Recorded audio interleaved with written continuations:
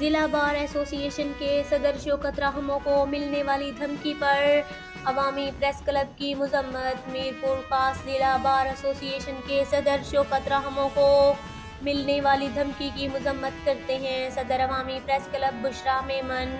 मीरपुर खास सहाफत वकला का चोली दामन का साथ है, वकला को हिरासा करना बंद किया जाए। बुशरा मेमन। मीरपुर खास DIG और SSP को फौरन धमकी देने वालों के खिलाफ नोटिस लेना चाहिए। सदर अवामी प्रेस क्लब। मीरपुर खास शौकत रहमो को निजी हाउसिंग स्कीम के मालकान की जानिब से धमकी दी गई है। उबैदुल्ला कोरी निगरान अवामी प्रेस क्लब। मीरपुर खास धमकी देने वाले हाउसिंग स्कीम के मालकान की है, स्कीम कई बार सेल हो चुकी है, धमकी देने वालों के खिलाफ कार्रवाई की जाए। सहाफ़ी उबैदुल्ला कोरी और दीगर का मुतालबा।